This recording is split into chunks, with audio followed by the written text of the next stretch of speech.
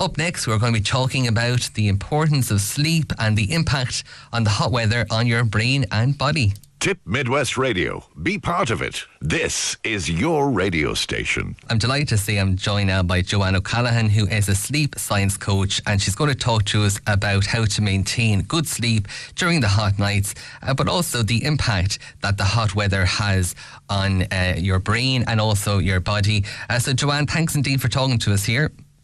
Hi, good morning. How are you doing today? I'm good.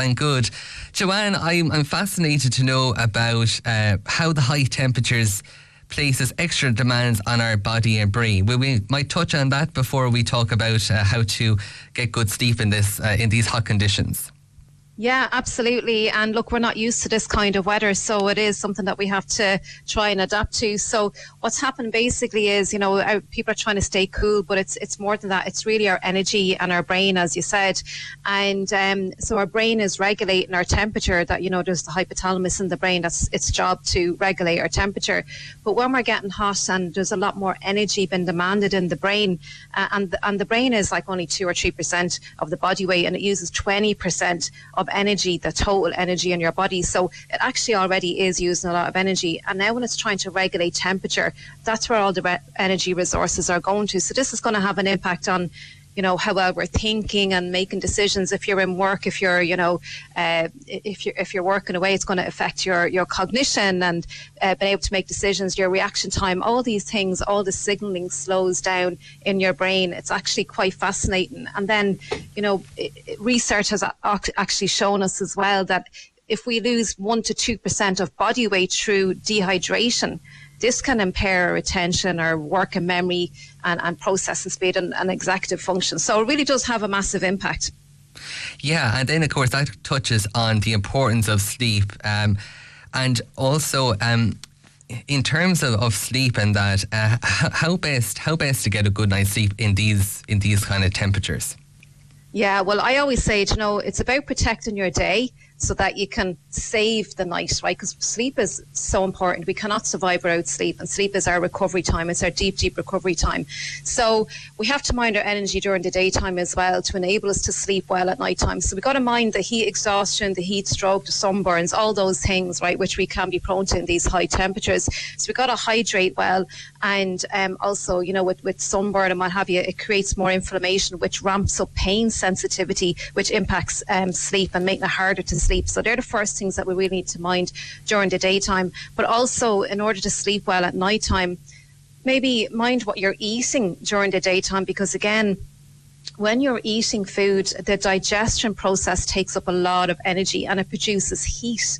So it's producing internal heat in your body when you're eating as well. So if you're eating things like a lot of meat, things that take a long time to digest, try and avoid those. Eat lighter meals, salads, fruits. Eat water, dense foods like watermelon, cucumber, tomatoes, strawberries, all those things to help get water into your cells as well, and easier to digest. So that's something that we can do during the daytime to help us to sleep better at night. Yeah, and I know you wrote up a very fascinating article on LinkedIn there recently, and you were touching on the 7 ways to stay sharp during a heat wave, and you mentioned some of them, hydration another, and also moving every 90 minutes, which I suppose people maybe when it's hot they don't tend to move, but actually maybe it's important to move during the hot weather. Well, we always have to move, and it's important to if you're like, obviously things that would make you sweat or whatever, you might need to do them in the cooler time of the evening or early morning rather, not evening time rather. You don't want to do it right before bed because you don't want your internal core temperature rising right before bed. So yeah, when it's cooler first thing in the morning, if you do exercise or run or anything like that, early in the morning is the best time to do that. But we do need to move because this is part of our energy regulation. We were wired to move and rest, move and rest, move and rest. And this is what we're supposed to do in a 90. It's a rhythm. It's called the ultradian rhythm. You can read all about it on my LinkedIn articles. I have a newsletter out that they can read on that. But yeah, it's really important to move as well. But we want to do light movements, maybe yoga or just a gentle walk. Also, another thing that I do if I'm out walking, I know this sounds silly, bring an umbrella with you. Yes. Because you're shading yourself from the direct sun. It sounds a bit bizarre because we're not used to this in Ireland, you know, but bringing an umbrella with you will shade you from that direct sun and getting the sunburn and all that kind of thing as well. So yeah, it's really important to move, but not too much in the hot weather and maybe earlier in the morning. We touched on it at the beginning of this conversation.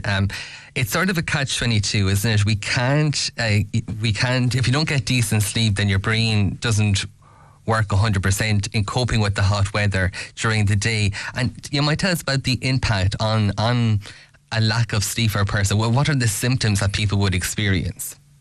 Yeah, so look, nighttime is really important for recovery. Like we do recovery during the daytime and little short breaks during the daytime, but our deepest recovery is at nighttime.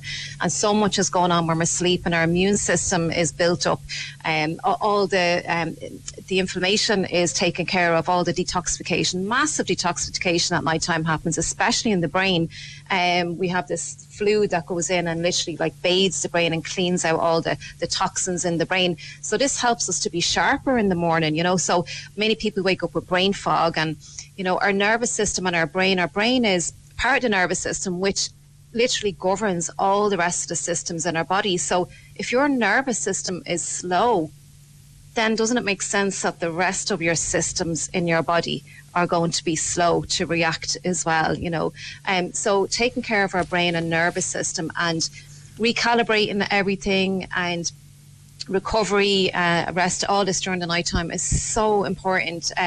Even, you know, blood sugars, a lot of people have issues with, you know, type 2 diabetes or overweight or these kind of things. And we can actually implement like a weight loss plan with sleep, would you believe it, because our fat burning hormones are at nighttime. So this can help as well with that. And obviously, you know, it can be harder during the daytime in the hot weather if you've got excess weight or whatever, you know. So it's just sleep is just so necessary on so many levels, and we can't survive without sleep. So it's absolutely really important we can do our best during the daytime to help us sleep well at nighttime. Yeah, and of course everyone loves the sunshine, but there are vulnerable people. I'm thinking of the elderly and maybe young children as well, where, you know, it can be a concern, this type of weather. Yeah, absolutely. And look, you know, dehydration is what we need to be mindful of as well, because, you know, you're sweating as well, you know, and you're losing all the electrolytes when you're sweating. So it's really important to obviously drink water, but electrolytes, things like maybe, I like to drink coconut water because it's full of electrolytes, and you can buy them in the chemist or whatever, you know, but whatever works for you. But electrolytes is very important, and your minerals, you know, your magnesium and all of that's really important to replenish, and potassium, because we need that for all the cellular signaling in our body. And for our nervous system to work, because our nervous system is like electric, so we need all those minerals, and we get that with hydration, so that's super important. Yeah, we spoke about some of the things that you should do during the day to help yourself with sleep, but in regard to the actual bedroom itself, is there things that we can do to make sure that the bedroom, it works and that we get into that deep sleep? Yeah, so what we can do right before you go to bed, so if you're still hot, you know, the bedroom is probably like my bedroom, oh my goodness, super hot at nighttime. So pull the blinds down, especially if the sun is shining into your bedroom at any time of the day. Just shut down the blinds, close the blinds over to keep the heat out of your bedroom. That's the first thing. Have a fan in your room. Some people get a big massive bowl of ice and put it in front of the fan, and you know, they blow the air over the ice, you know, that could help. Another thing I do is a hot water bottle, but fill it with water and put it in the freezer. Okay. And another thing you can do is a cool gel pad. So a lot of women during menopause, you know, because with the hot flashes at nighttime, would use that, and I've used it myself. So you can use that at nighttime as well. So you can put it into the fridge or whatever, and it stays cool during the nighttime. So you can use that as well. Obviously natural fibres like pajamas, cotton, breathable pajama wear, and literally just put a sheet over you at nighttime as well. So there are a couple of things that you can do at nighttime to keep you cooler. Fantastic, Joanne. Look, we'll have to leave it there. For people who want to learn more about yourself, how can they do so? Yeah, they can find me on johanncallaghan.com or just Google me and I spell my name Johann, johanncallaghan.com. Thanks a million. Brilliant. Thanks so much. Thank you. And that is Johann Callaghan there, a sleep science coach there, talking to us about how to maintain good sleep during the hot nights and also the impact hot weather has on our brain and our body. Very interesting conversation there with Johann.